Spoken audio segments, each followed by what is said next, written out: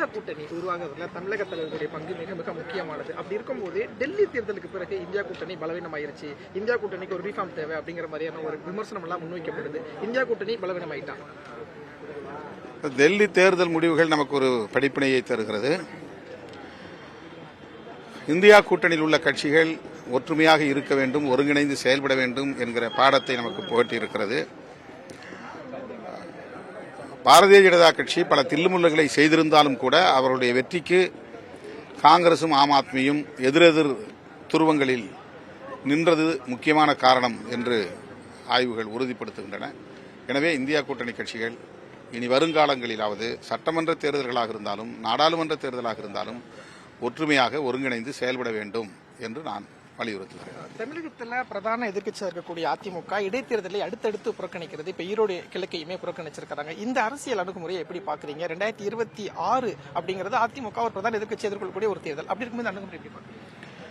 இடைத்தேர்தலை புறக்கணித்ததற்கு அதிமுக சொல்லுகிற காரணம் அவர்களுக்கு நியாயமானதாக இருந்தாலும் கூட அரசியல் அடிப்படையிலே பார்க்கிற போது அவர்களுக்கு இது பின்னடைவுதான். தோல்வி அடைந்து அதனால் பின்னடைவு ஏற்படுகிறது என்பதை விட போட்டியிடாமல் இருந்ததன் மூலம் பின்வாங்கியதன் மூலம் ஏற்பட்டிருக்கிற பின்னடைவு மிகவும் மோசமானதாக நான் பார்க்கிறேன். அதாவது கட்சியின் மீதான நம்பகத்தன்மையை கேள்விக்குள்ளாக்கி இருக்கிறது. தேர்தலில் தோல்வி அடைவது வெற்றி பெறுவது என்பது வழக்கமான ஒன்று. அந்த அனுபவம் அதிமுகவுக்கு நிறைய உண்டு. எத்தனையோ வெற்றிகளையும் அவர்கள் சந்தித்திருக்கிறார்கள், அதே போல தோல்விகளையும் சந்தித்திருக்கிறார்கள்.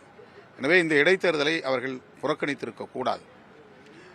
இது பாஜக அதிமுக திரைமறைவிலே ஒருவருக்கொருவர் கலந்து பேசி எடுத்த முடிவு என்று சொல்லக்கூடிய அளவுக்கு விவாதத்தை நகர்த்தி இருக்கிறது. இது அதிமுக மீதான நம்பகத்தன்மையை கேள்விக்குள்ளாக்கி இருக்கிறது.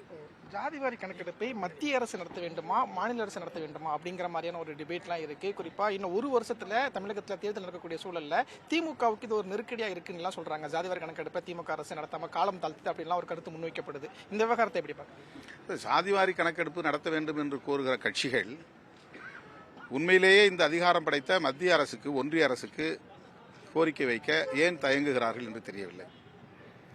மக்கள் தொகை கணக்கெடுப்பு நடத்துவதைப் போல சாதிவாரி மக்கள் தொகை கணக்கெடுப்பு நடத்த வேண்டிய பொறுப்பு இந்திய ஒன்றிய அரசுக்கு தான் இருக்கிறது. சாதிவாரி கணக்கெடுப்பு பிரச்சனை என்பது வெறும் தமிழ்நாட்டோடு சுருங்கி விடுகிற பிரச்சனை அல்ல, இது தேசிய அளவிலான பிரச்சனை. எல்லா மாநிலங்களிலும் இந்த கோரிக்கை இருக்கிறது. ஆகவே எல்லா மாநிலங்களிலும் மாநில அரசுகள் எடுப்பதற்கு பதிலாக இந்திய ஒன்றிய அரசே எடுக்க வேண்டும் என்று சொல்லுவதுதான் லாஜிக் படி, தர்க்க முறைப்படி சரி.